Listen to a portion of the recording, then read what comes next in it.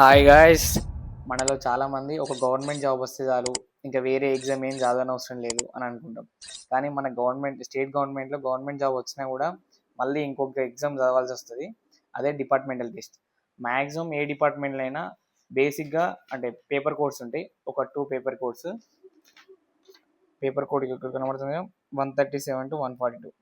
నాకైతే రేపు పడింది డిపార్ట్మెంటల్ టెస్ట్. ఐ హోప్ మీరు డిపార్ట్మెంట్ టెస్ట్ వరకు రాయాలని అనుకుంటున్నా. అయితే ఒకవేళ మీకు కూడా అంటే డిపార్ట్మెంటల్ టెస్ట్ ఉంటే ఏమేమి బుక్స్ ఉంటాయి అంటే ఇక్కడ ఒకసారి స్క్రీన్ షాట్ తీసుకోండి.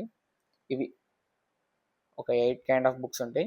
వీటిలో మ్యాక్సిమం అంటే ఓపెన్ బుక్ సిస్టమ్ ఉంటుంది. ఇది ఓపెన్ బుక్ సిస్టంలో మనం మొత్తం చదవనవసరం లేదు. ఇంత పెద్ద బుక్ ఉన్నది కదా అని అనుకునే అవసరం లేదు.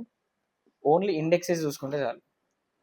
కంటెంట్స్ మనం ఓన్లీ కంటెంట్ చూసుకొని పోయి రాసినా కూడా మనం ఎగ్జామ్ క్లియర్ చేయొచ్చు అంట మ్యాక్సిమం. అంటే వాళ్ళు క్వశ్చన్స్ ఎట్లా అడుగుతారంటే ఇక్కడ ట్రెజరీ కోడ్ నెంబర్ అడుగుతారు 22 అట్లా అడుగుతారు. లేకపోతే ఈ మ్యాటర్ ఇచ్చి ఆప్షన్స్లలో టీఆర్ నెంబర్ 21, 22, 23, 24 అట్లా ఇస్తారు ఆప్షన్స్. మ్యాక్సిమం ఇలాంటి క్వశ్చన్సే ఉంటాయి. అంటే ఇది మొత్తం 2 పేపర్స్ 100 మార్క్స్. అంటే అది 100 ఇది 100, దాంట్లో 40 దీంట్లో 40 రావాలి మినిమం. ఆల్రెడీ జాబ్ వచ్చినాక మళ్ళీ ఎగ్జామ్ ఎందుకు అబ్బా అని అనిపిస్తుంది. ఈ ఎగ్జామ్ ఎందుకంటే నెక్స్ట్ ఫర్దర్ ప్రమోషన్స్ కోసం ఖచ్చితంగా ప్రతి ఒక్క ఆఫీసర్ దీన్ని క్వాలిఫై అయి ఉండాలి. అందుకనే ఇది ఇయర్లీ ట్వైస్ కండక్ట్ చేస్తారు. అంటే దీనికి లిమిట్స్ అని ఏం లేదు.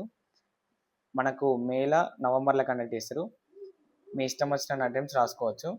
జస్ట్ మనకు ప్రమోషన్ ఇప్పుడు 3 years ఉందనుకో, 3 years లోపల మనం క్వాలిఫై అంటే పాస్ అయి ఉంటే సరిపోతుంది అంతే. అందుకే ఈ టెస్ట్ కండక్ట్ చేస్తారు. This is about departmental test. Thanks for watching.